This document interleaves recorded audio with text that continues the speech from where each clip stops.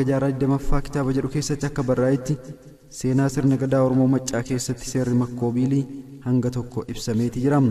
Seenaa sirna gadaa keessatti Makkoobiilii gahee guddaa akka qabuu fi kanaaf seerri bara gadaa isaa tumame Macca keessatti hundaa ol akka yaadatamu ittiinis akka jiraatamaa ture. Makkoobiilii Bisil Osolee hayyuu seera jaarraa 16ffaa keessa seera gadaa haaromsee fi tume akka ta'e seenaa Oromoo hanga jaarraa 20ffaa kitaaba jedhu keessatti barraa'ee jira. Akka odeeffannoo fuulaatti kaayyoon tumaa seera Makkoobiilii haala siyaasni dinagdee fi hawaasummaa si'a sanaa akka ta'e kitaaba seenaa Oromoo hanga jaarraa 20ffaa jedhu keessatti barraa'ee jira. Bulchiinsa Konfedereeshinii Gadaa Maccaa hundeessuun kaayyoo seera Makkoobiilii keessaa tokko akka ta'e himamam. Kanaafis Makkoon sagalee bulchiinsa gadaa walitti qabee marii dheeraa booda seera akka tume dubbatamaam.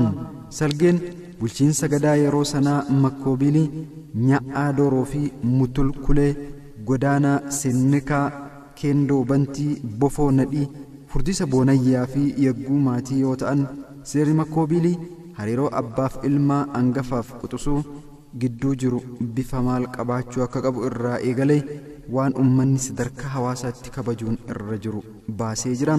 Makkoobiilii nama filannoo sirna gadaa keessatti akkaataa ulaagaa sirnichi barbaaduun filatame tures jedhama.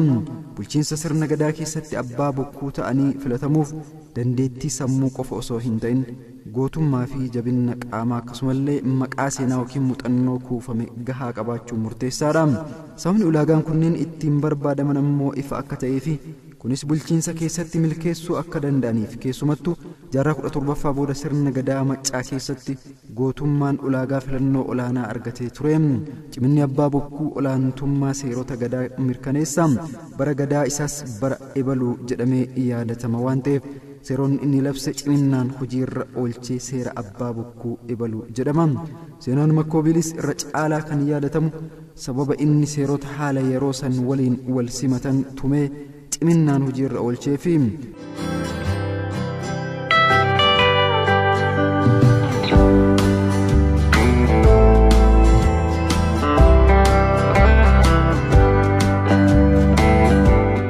Makkoobiilii hundeeffama Odaa Bisilii fi haaromsa sirna gadaa dhuma jaarraa 16ffaa keessatti gahee guddaa yoo qabaatu seeronni Makkoobiil irra caalaa kanneen armaan gadii irratti akka xiyyeeffatan seenaa Oromoo hanga jaarraa 20ffaa kitaaba jedhu keessatti barraa'ee jira. Seera qabiyyee lafaatiin wal qabate lafa gabbataa midhaan garagaraa biqilchu lafa burqaa kan bishaan qabu kan jireenya namaaf mijaawaa ta'e irraa ilmaan Maccaa akka qubatan qubsuma irratti immoo akka wal dhibdeen hin jiraanne seera qabiyyee lafaa akka oboof cooraatti yookiin hangafa quxisuutti akka raawwatamu qabu seera tumeera. Lammaffaan ammoo olaantummaa seeraa gadaa yoo ta'u seeraan buluun bu'uura nageenyaa ta'uu seera tumuu seera gaarii ta'ee fi kan namoonni jalatti buluu danda'an ta'uu akka qabu jireenyi namaa akka hin miidhamne qabeenyi namaa akka hin miidhamne buttaan abbaa qunduroo inni waggaa waggaatti raawwatamaa ture hafee bara 88tiin akka ayyaaneffatamu labseera.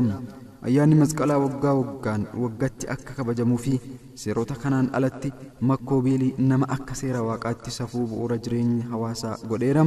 Akkuma walitti ibsame safuun ulfinna uumaaf uumamaa akkasumallee namaaf uumama gidduu jirudha. Seeronni bara gadooma Makkoobiilii tumaman seera ilmaan Maccaa Liiban yookiin Shawaa Wallagga Jimma Iluu Abbaa Boorii fi Goojjam keessatti tajaajilaa turedha. Seeronni Makkoobiilii keeyyata 60 kan qabuu fi kanaaf sirni gadaa yoo Macca biratti yaadatamu seerota Makkoobiiliitu dura eerama.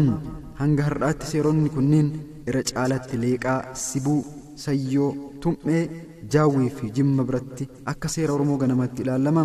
Seeronni gadaa lafa Oromoon jiraatu irratti waan wal fakkaatuuf gosi tokko gosa biraa irraa seera waraabbachaa Konfedereeshinii Gadaa tumsaa waliin jiraataa akka turan kitaaba seenaa Oromoo hanga jaarraa 20ffaa jedhu keessatti barraa'ee jira. Seeronni Makkoobiilis seera abbaa bokkuu kanaan haa waamamu malee seera gadaa Oromooti. Seerota kana Oromoon Maccaa hanga daangaa Suudaan jiraatan ni beeku, ittiinis bulaa turanis jedhama.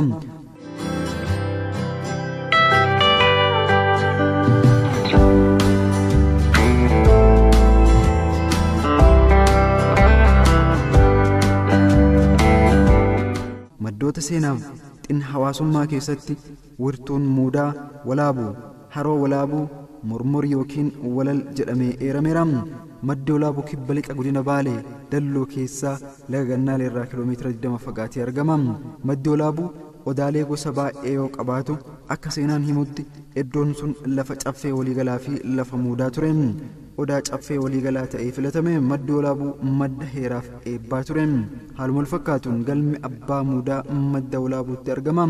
Galma jechuun mana qaalluuti iddoo itti sirni muudaa waggaa 8 raawwatamu. Jilli aadaaf seeraa konfedereeshinii naannoo keessatti akka sirriitti kabachiisan murtii haqaa akka kennan seera gadaa alaa bulchiinsa kamiyyuu akka hin deeggarre gorsa. Bakka deemantis fakkeenyummaa nageenyaa araaraaf eebbaa akka ta'uu qaban itti hima. Jilli aadaaf seera qofa otoo hin ta'in muuxannoo akkaataa aadaaf seerri ittiin kabajamu akkaataa sirni amantaa ittiin raawwatamu sirna muudaa irraa hubatu. Jilli bulchiinsa caffee naannoof caffee waliigalaa gidduutti hojjetu adeemsi kun hanga xumura jaarraa 19ffaatti akka itti fufe himama. Jilli aadaaf seeraa sirna gadaa naannootti yuuba yookiin gorsitoota ta'uun tajaajilu. Caffee yookiin konfedereeshinii naannootti hayyuu aadaaf seeraa ta'uun tajaajilu.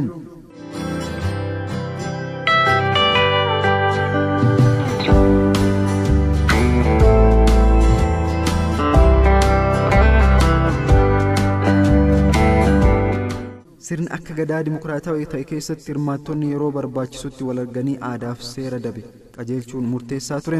Yeroodhaa gara yerootti wal gahuu dhabuun immoo bulchiinsa gadaa konfedereeshinii adda addaatti gargaaramuu sirnoota tokko tokko uumuu danda'eera.